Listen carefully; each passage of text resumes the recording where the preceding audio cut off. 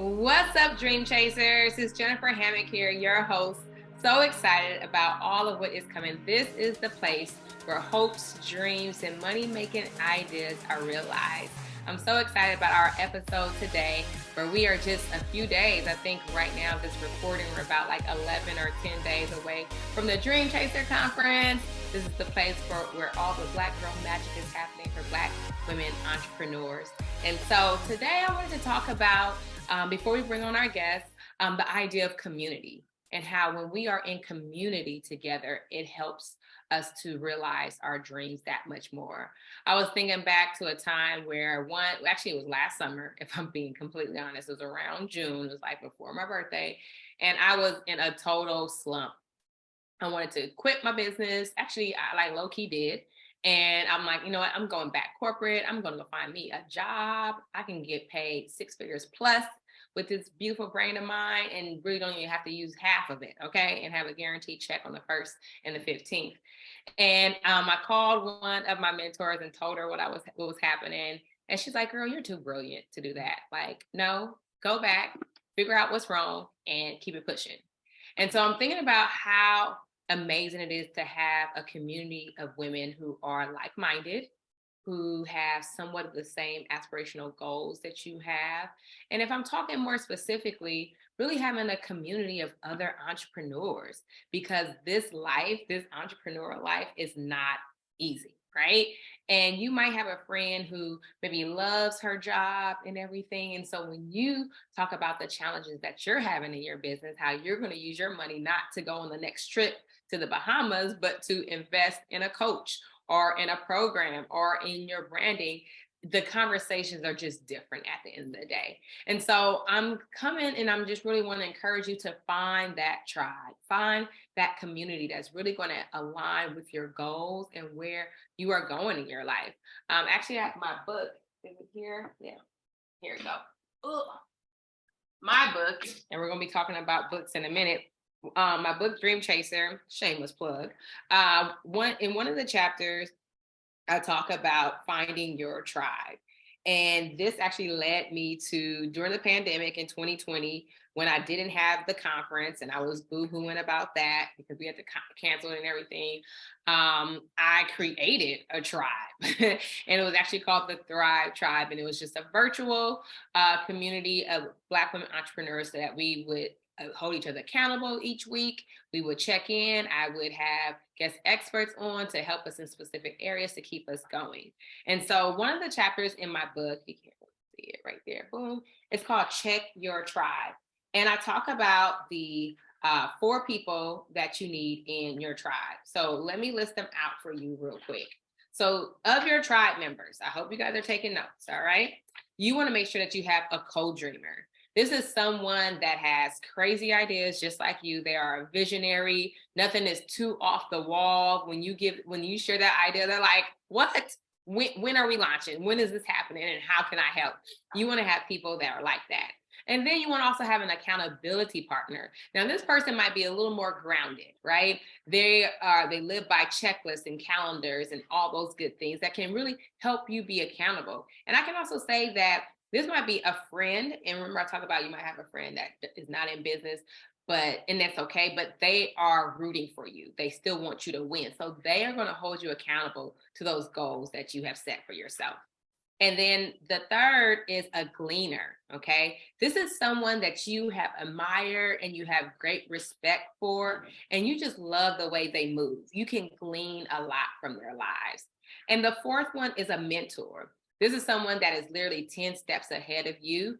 And you know that, by maybe you might get coached by them, maybe you join one of their programs, or maybe you read one of their books. Or how about this? I always say that, well, maybe a gleaner or a mentor, they don't have to be living.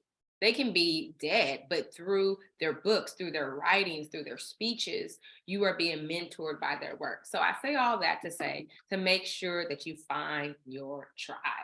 And so I'm really excited about our guest today, who was, I would say, a former member of that tribe that I talked about, that I started back in 2020. Tamika Christy, she is a proud sponsor. She's our title sponsor of the Dream Chaser Conference this year. And I'm really excited about just sitting down with her. She's an author. She has written a few, 3 different novels. I actually have one here, Never Too Soon. It's one of those books that you're just reading all the family drama and you're like, no, she didn't, huh? And you're trying to figure out how is this story going to end. She's an amazing writer, a Bay Area mom. She's intrigued by human psychology. And I guess you can call her a psychophile. And we'll talk more about that. But she is not a therapist, but she plays one in her books. So I want to welcome Tamika Christy to our conversation and get into the tea and all of what is happening in her life, in her circle, because you know what? We can just learn from each other. All right. So welcome, Tamika. Hey, Jen. How are you, my dear? I'm good. How are you? It's always so good to see you. And I love the background. I have watched you. Let me just say real quick. You're always plugging other people, but I haven't watched you evolve and grow so much. It just always warms my heart to see every time I participate in something or something happens, you just are like leveling up all the time. So you look beautiful today. And I won't, I don't want to tell people that you have other things going on in the background, but I can't believe that you managed to still look like that and show up. So it's always good to see you too. Thank you. I appreciate that. I appreciate that. And ladies, we have to learn how to receive the flowers and receive the compliment and love, because that fills us up and helps us to be better. So thank you for those kind words. And it's so funny. I actually want to return the flowers, because I wrote down my little questions and what I wanted to talk to you about. And obviously I follow you on social media as well. And I just feel like every time I see you, you're just so like effortlessly like beautiful and just you.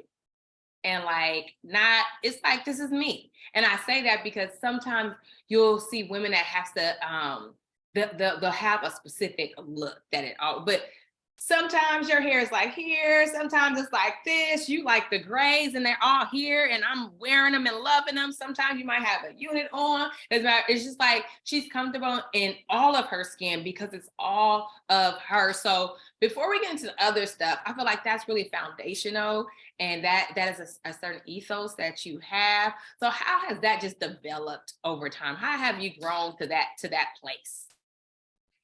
First, thank you very much. Second, I will be 50 this year, and you do get to a place where you become comfortable in your own skin, and there's not a whole lot you can do about it. Mm-hmm. And talking about tribes and growth, I know when we first met, I would never post anything. And I don't know if you remember telling me this, but I have my notes. We were in the Thrive Tribe, and your advice to me was like, okay, well, every 5th post or every 6th post, you will post yourself, because I had such a hard time putting myself out there. And over time, I learned how to get over myself. And, I like my gray hair. I enjoy wearing my units. I enjoy feeling comfortable and feeling good about myself. So sometimes I'm made up, sometimes I'm not, it really doesn't matter, but it does come with life and experience and different things that happen. And you're just like, this is me. Everybody's not going to love me, but for the people who do, here I am. And you guys just continue to love and support me. And I really do appreciate that. And I do appreciate you for helping me get out of my own way. Hey, first of all, my absolute pleasure. And then 2, like, I love seeing you thriving in where you are. It's funny, like I turned 40 this year. Oh my God. Like, yay. And it's our big year. Yes. So it is our year for sure. And we'll have to try to figure out what we're going to plan offline, because 40 and 50 is big. We're here for it. Yes. I love it. So I want to just ask you real quick, like, how did you, so for everyone watching and listening, like I mentioned, Tamika is a author. She's authored 3 different novels. I've read a few of them. I love them. And so how did you get started writing? Like, were you as a little girl, did you like, I always wanted to be a writer? I didn't even mention that she's also an attorney. Okay. So how did we move from law to authorship? Help us understand. That's a lot of growth. I did when I was a little girl. I loved reading. So I would read all the time, all the books that I could. And then I started journaling, and journaling was the way that I dealt with a lot of trauma and things that were happening. And I carried that passion on throughout high school and college. I used to write love letters for people. I would write all kinds of things. Yes, because Writer. we had a pen and paper back then and we passed notes. And I did that. And when I got to college, I had no idea what I wanted to do. And the counselor said, major in something that you enjoy. And so I majored in English, and my plan was to become a teacher. And then I'd go on and get an advanced degree, and I teach college. I graduated, did a couple of teaching assignments, realized that was not for me. So I didn't end up going to get my credential. I ended up working in a law firm. And I kind of moved up different jobs in a law firm. And one day, the woman I was working for said, I'm going to go to law school. And I was like, me too. I went to law school. And at the time I was a young mother, and I needed to take care of my family, and teaching, it would not pay for it. It couldn't support us. And that's how I ended up going to law school, but I never stopped writing. So actually during the first break in law school, I started writing a short story, which is what we would do in college. I majored in English and I had a creative writing option, and we would write these short stories. And I started this short story during the first break in law school after that first semester, and I kept writing it. And it actually became my first novel. And I didn't take it very seriously. I just thought like, okay, I'm going to try and see what happened. A publisher picked it up. And that was how that happened. I kept writing. I started writing the second book, and I thought, I really enjoy this. Like, I really like this, but I didn't think of it as a career, because even though the book sold, it wasn't the same as the money I was making as a lawyer. And so I just kept writing. And then I had, things happen. I had tragedy in life, and I stopped working completely and decided I'm going to do this full time. Like, I love this. Why not? And listening to you and other people in the group, everybody started from somewhere. Everybody quit a job at some place. And I remember in those meetings we had, I was just like, gosh, when can how will I know when? And you guys would tell me, you will know, just do it. And I knew I'm not going back to work. I'm going to write full time. And so I completed the third book, and that's actually in the publication editing phase right now. And then I've started the fourth book, and it comes easy for me. It's natural. I love stories. I love people. My family is not short on drama. I am not short on issues or trauma or imperfections. I have them all. And so I like to share those. And my books are cathartic in that it shows us that we're all imperfect. We all have issues. We all have extended family issues, but none of us are above redemption. And we can always find a way to get out of these situations and make things better for ourselves and the people around us. Like, we don't have to forsake everybody. Some people we can cut off, but not everybody. And that really is what I try to focus on in my novels, are these dynamics of family and things that happen, and how people like you and I can look at people and say, am I related to you? Like, I just don't understand how. Do we have the same DNA? Do we come from the same womb? Like, what is happening? But Somebody we do make it make sense. Right. But we do, because we're looking at our cousin or our sibling or our whatever, and we're saying that, but guess what? They're looking at us and saying the same thing. Like that heifer, what and where and why? You said a whole lot, and I want to just like back that thing up like juvenile real quick, and just highlight some of the things that you said, because all the listeners, I want to make sure that you heard. Like, she was dropping gems and not even knowing that she was dropping the gems, from even the idea of, I always say this, that destiny leaves clues. Many people are always like, oh, what should I do next? What is my purpose? Like, I always say, God is never hiding your purpose from you. He's not like, oh, it's over here, you can't see it. It's about just really opening our eyes and really seeing just how over time, it's these different things that have occurred and happened that are just really guiding us to our place of destiny. And so real quick, when I work with my clients and we're doing purpose discovery and figuring out what business start and all that kind of good stuff, we figure out your shape. And it's the acronym. And one of those acronyms is passion. The P is for passion. So really looking at your passion. So you might be watching this, listening to this, it's time for a pivot in life, or you're figuring out what's next. We really want you to assess, like, what are the things that you are truly passionate about? And I love when you said that, it came to me easily. Like I just would write. Da, da, da, da. And so often we take what we do so easily for granted, as if the thing that we're supposed to do is supposed to be challenging. Like it has to be a challenge if it's what I'm supposed to do. Like, no, the thing that you have been graced to do, like God has given you a grace for a specific thing, like that's many times the area that he really wants you to flow in. But we have this made up idea, or maybe it's through our family, through culture, or what we should be doing. And that ain't even what is part of your destiny plan. And then I loved how you said that you were at the law firm, because I always encourage people, and again, talking about the shape, ease the experiences, like what specific experiences have you had in life that are shaping you? And so one of the experiences that you had, you said that you were working at a law firm, and one of the other ladies there said, I'm going to law school. And so you're like, I'm going to go too. Like that was a pivotal moment. I think it also speaks to the idea of being in the right type of environments, and not being afraid to say what does work for you and what doesn't work for you. Now, obviously being a teacher is a very honorable role. We love them. We need them. But it's like for you and where you wanted to go, like that was not going to cut it. And so some people look at it like, oh, well, why are you just going? Like, no. This is me. This is my business, my life, what the lifestyle that I want to live, and just giving yourself permission to be okay with those things. Because I feel like always those are different areas that people struggle with making a decision. Because really change happens when we make a decision. You made the decision to go to law school. You made the decision to say that, no, pursuing a career in teaching wasn't for me. You made a decision to say, you know what, I'm gonna follow my passion of writing and see what I can make out of this. And so anyone listening, I really want to help you to just make a decision today. Make a decision based on your passions, the areas that you've been graced in, and when you look at the experiences that you have had, and I promise you, you're going to get to that place of destiny, that dream that you have, and it is all going to come together. And so real quick, as an author, obviously you have to create. And as entrepreneurs, like that's one of the things that we do. We create things. We might be creating things from nothing. We might be adapting existing product and putting our spin on it. What helps you to get in your creative zone?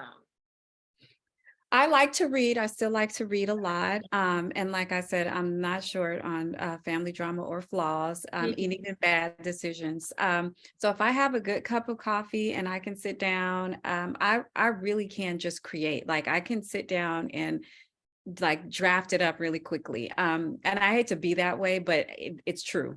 Like I can sit down with some coffee or some wine and my creative juices will start to flow. And I usually come with my characters from a particular premise of something that they're striving to overcome or something that they're trying to get through. And that usually helps me because of my life experiences. I've seen so many different things. And just a brief background, my maternal side of the family, my mom passed away, and so did all of her siblings and her parents. And so I have 11 first cousins, and we all have tried to raise each other and help each other through marriages, divorces, career changes, children. And somewhere along the line in my 30s, I became this unwilling de facto matriarch. And I saw a lot. I gave a lot of advice. Some of it was good, some of it was awful.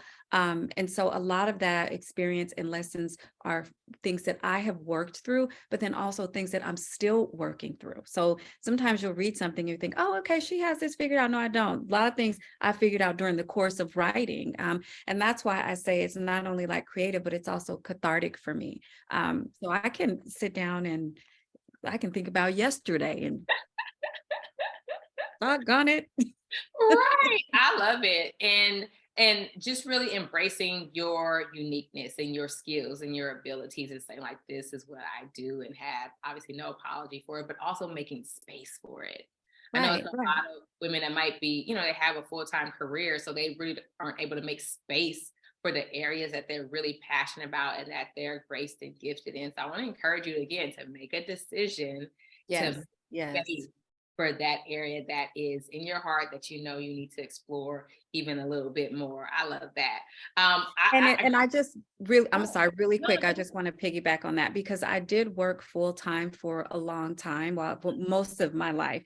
And I did have to decide, like, because everything was busy and I had the family, I would have to choose between social events and writing. So it was like, okay, there are things that I like to do, like absolutely running, working out, and writing. And I would have to say, okay, on this Saturday morning or this day, I can't do this because I'm going to write. And so along that same vein, it is a sacrifice. If it's something that you really want, you are going to have to decide. It's just like you decide you're going to go to church or you decide you're going to go to work. If you want to build this thing, this business, or draw something or write something or create something in some kind of way, you are going to have to sacrifice that time in order to put into it. So I do want to mention that because that was huge for me, because I'd say I don't have time to write, but then I'd have time to be social, or I'd have time to go for drinks, or I'd have time to do these things. Then I had to prioritize what I wanted. And so I think that sometimes we don't think about it that way, because if it's in you and it's your passion and it's in your heart, don't think of it as a hobby. Think of it as your stepping stone, and your way to get there is by giving it your time. So I love it. I love it. Take note. When you were responding to the other question about how, you know, you just get in the zone and you just write and all that kind of stuff and everything, like I had a vision. I had a vision. We doing a retreat. Like we're on a retreat. And like, so y'all, would y'all like to see a retreat? I'm just saying. We always elevate. I love it. I love a good writing retreat where you just do a lot of searching and digging and pulling all that stuff out, because we all have a story. Everybody does. Everybody. I love it. I love it. Yeah. All right. So you're such a visionary. That's why I love you. You're always helping. Exactly. That's a co-dreamer. Like a person like, you know what? Yes. Like you got to have them in your life. Yes. So I mentioned a little bit ago, and people may not look at being an author as being an entrepreneur, but how do you approach the business side of writing? Because I know even for me, before we got online, we were talking about like, oh, preparing for the launch of the book and everything. It's like, no, you are a business owner. If you have a book, you're selling these books. And whether you're, I'm gonna let you answer that question. So anyway, like, how do you prepare for the business side of authorship? Well, it's funny that you're asking me this question, because literally you taught me all that stuff, because I started off. So when I started with the Thrive Tribe, I was writing and I would just say, I'm just a writer. And they would correct me every single time. And they would say, no, you are an entrepreneur. This is a business. And I could not figure out how writing these books and selling them was a business. It's like, no, I write books and people buy them and they sell them. And you all helped me figure it out. And it went from not only my social media, but things that I have to offer. That's how I came with the coaching in the journal. Like literally every part of me developing and discovering myself as a business came through the Thrive Tribe. And I'm not just saying that, but I have a whole book of notes that I took from those different, we had classes, we had special guests, but that's where I learned it. And I realized that I, as a writer, have something to offer. You don't just sit down and write a book. You have to outline, you have to figure out who your characters are. You have to find a way to promote yourself as an author and put yourself out there. And then if you want to support yourself, you can let yourself become a speaker. You can become guests on certain shows. You can lend your expertise and whatever you have that's valuable to other people, and they will come in, because everybody needs services. That's something you can't take away. You can't create a robot for that. And so I learned through watching you and the other women in the business of how to create things and how to make my writing become a business, and myself as a brand, which is something I also learned from you. So it's funny you're asking me that question. I hope I'm answering it right, because you no, and you know, and it's I don't want to say this because I'm working on my message for the conference, so I don't want to give it away. But I'm always surprised, like as women, how, you know, sometimes we'll look in the mirror and not see what's there. And then sometimes we just need people to come alongside of us to help us to see what is there. And so I know there's someone watching, someone listening to this, and, you know, they're taking, you know, people that always calling you with their problems and you're walking them off the ledge, or maybe you're a baby whisperer, right? And you know how to get the kids to act right. Or maybe you have a specific passion in a specific area and you're not seeing yourself as an entrepreneur. Like this, you watching and listening to this right now is like God taking you and shaking you and saying, girl, don't you see what's inside of you? And so and I love to even position this and so people can understand that, you are a solution at the end of the day. Like, and okay, I can't give away my whole speech for the conference. So I'm going to stop there, but I'm just really excited about, you stepping into all of what you're doing because you were already acclaimed author in your own right beforehand, right? And it's the idea of us owning like really who we are, so that can be amplified, and so others can be blessed by it, and we'll see a higher impact on the gifts that we have. So I'm excited that you can be here at the end of the day. But again, along those same lines, speaking, of business and being an author of 3 amazing novels, and I wanted to ask the question about your boot camp and how did you pivot from being an author? Like, we start one way, and how did you pivot into now, like offering services and offering services? And what are those? So that's a part of the growth as an entrepreneur. Once I started doing the blogs and the newsletters, I would get these questions and emails from different people, and I would just answer the questions. Or, I mean, I've read things for people, just different things. And I realized at some point, like, okay, you don't have a job. Like, you need to think about this as a business. And I thought about the boot camp, the writing boot camp, because of a retreat that I actually took. And I took it during COVID, so it was online. And I just remember how valuable it was for me as a writer to be in a small setting with other writers and to glean from them we were all in different spaces. And I thought, like, I can do this in my way for people that I resonate with and that I can help and that want to be a part of this. And so it is a small, it's limited to 5, and we will exchange. And I thought, I didn't have a lot of like business acumen, and I didn't have anybody help me until after my second book is when I met you. So during the entire time, I had to figure things out myself. And I want the boot camp to be a way for people who are starting off, whether they've just started, whether they have written nothing down, or they've already written something, and say, okay, this is my writing tribe, and I need you all to help me, and I can help you. It's a way of us all sharing our information, our experiences, and our opportunities with each other. Very similar to the Thrive Tribe is another great example. And they say, if you see something good, there's no point in, reinventing anything.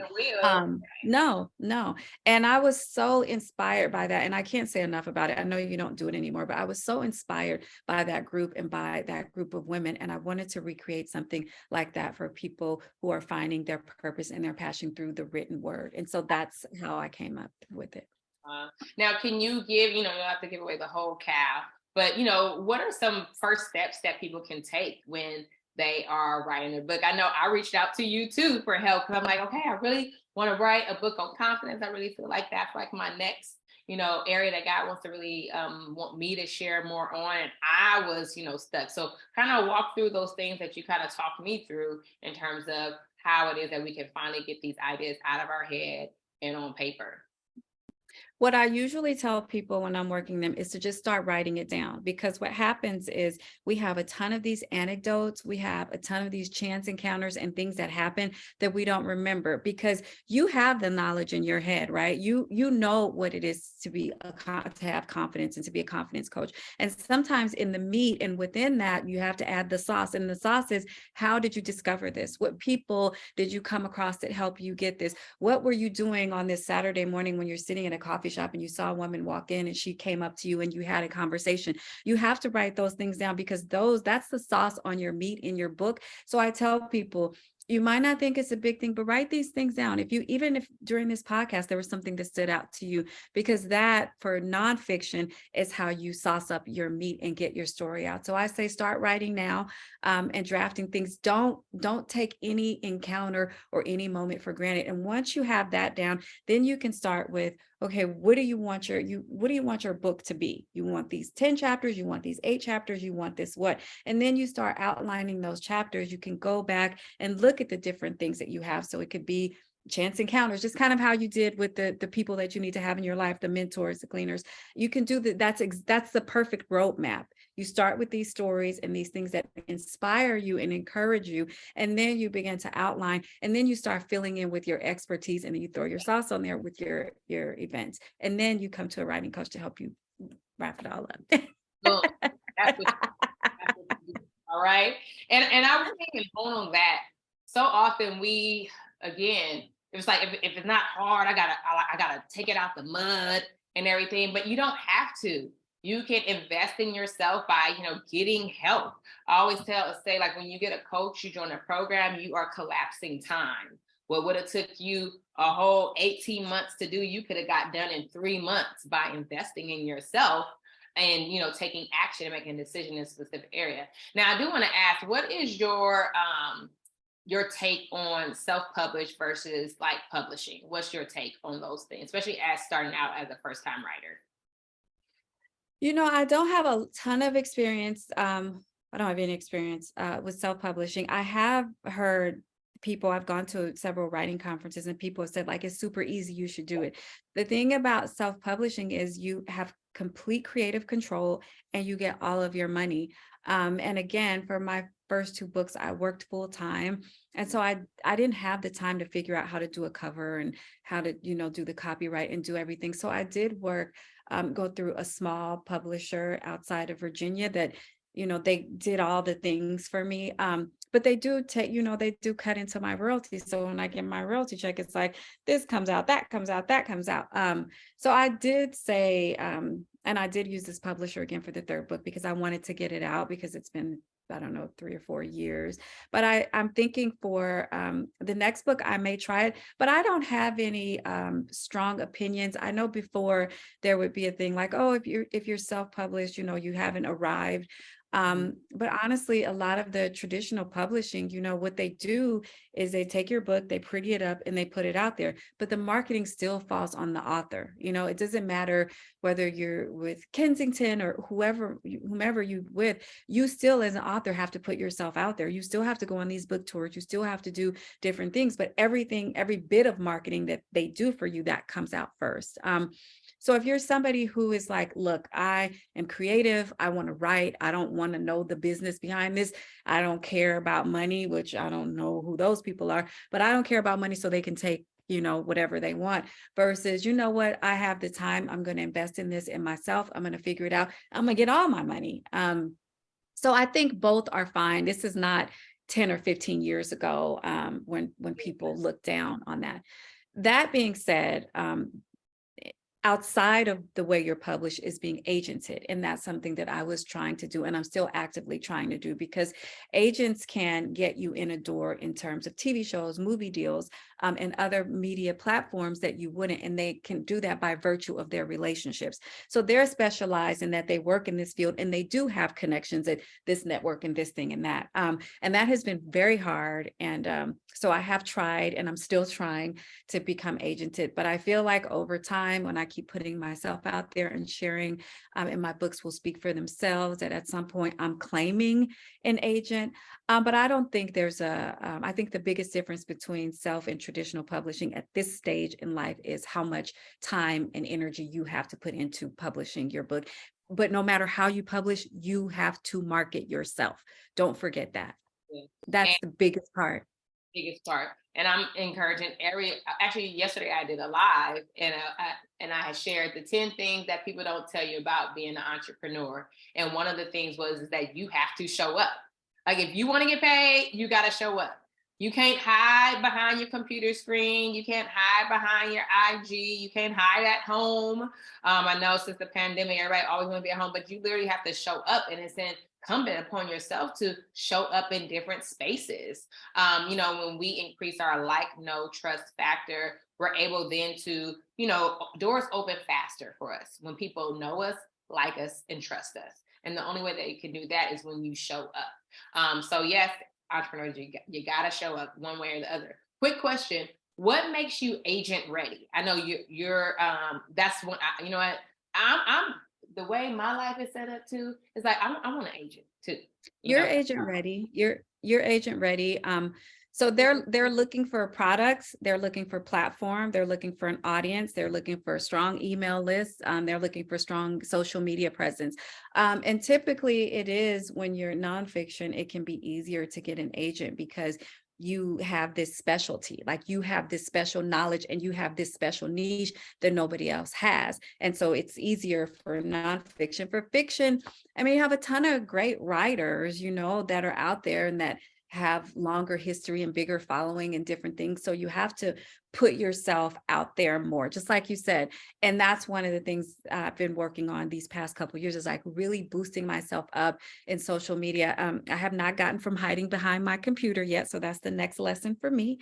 But you are that. You do conferences, you have books, you have a following, you have people, you have experience, you have media presence. So you are agent ready. And the good thing about a nonfiction book, is you can get agented without having the book complete. For fiction writers, it has to be complete, it has to be polished, edited 45 times, and then you submit it, and then they still may say no. But for you, you can say, here's my outline, here are my concepts, here are my few anecdotes, this is my portfolio, represent me, and you will likely get representation. And we can talk about that too, because you can start sending them out, and they will, they'll come back.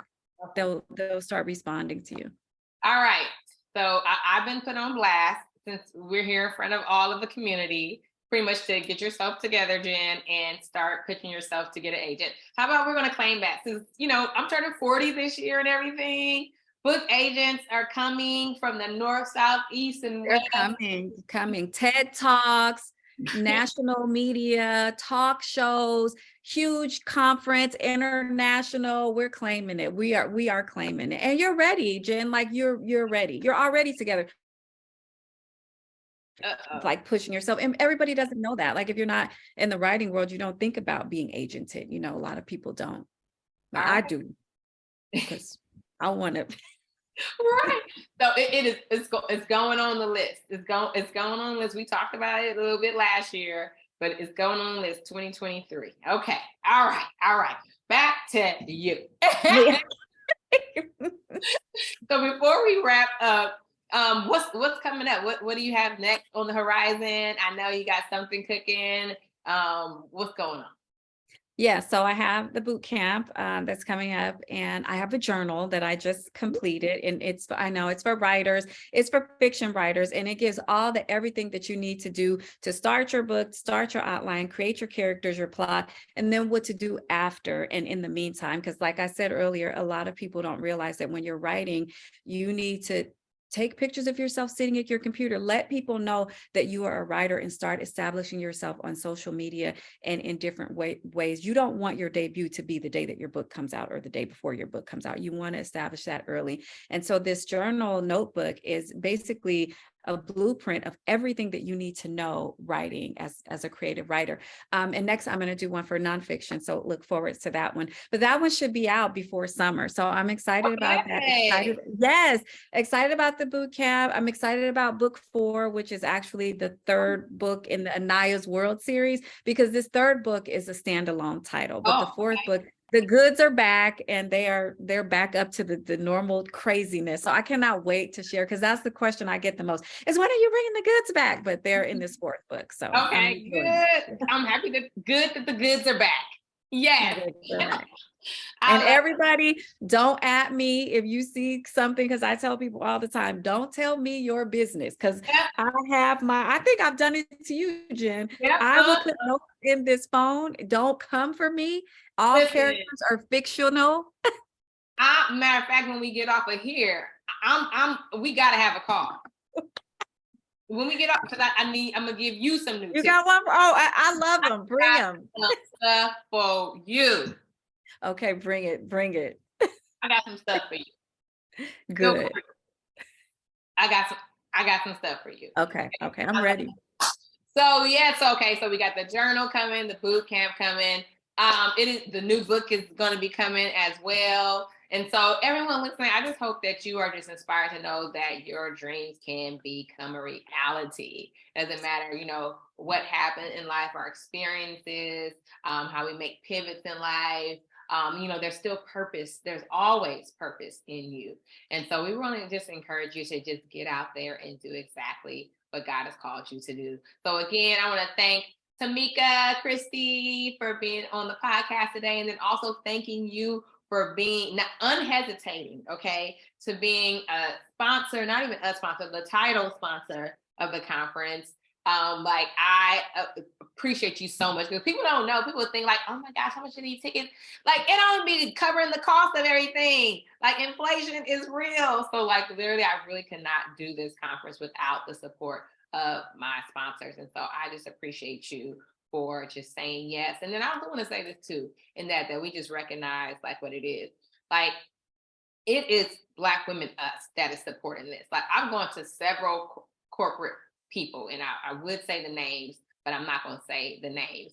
And, they'll say that, oh, we're supporting Black women entrepreneurs, with all of the things are on the website. But when it comes down to it, like, you not, because you're giving me all the runaround and everything else. So I say that to say there is power in our community, because that's what I really started this conversation about, in terms of like the community of women that you choose to elect with, and that how much you will grow, how much they will grow.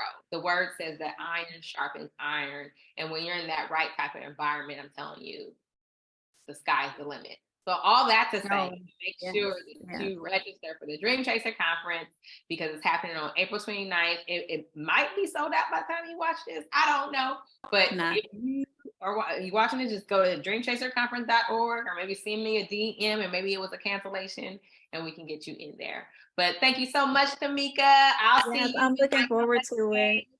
And where can they follow you and learn more information about you from? Where? Yes, I'm on IG at Our Rights Matter, OURWRITES Matter. I started that during the whole Black Lives Matter. So it was a sort of a pun on that Our Rights, WRITES Matter. So you can find me there, Tamika L. Christy on Facebook, and my website is tamikachristy.com. So. Well, thank you again, Dream Chasers. Thank you guys for tuning in. I'm really excited about all of what's to happen. I want you to share this podcast with somebody. I really feel that someone that needs to hear exactly what we discussed today, and that you do not give up on your dream, that you find a community that's really going to rally around you. You don't have to have a huge one, right? But just somebody that when things get hard, so they know get hard. And when things happen and they're great, you have someone to share them about, and they are not going to just wait to the room, but if anything, they're going to tough it up even that much more. So again, thank you guys, Dream Chasers, for checking it out today. Go to the website to learn more, and don't forget to check out Tamika Christy, and I will see you next time. Peace out, everybody. Bye.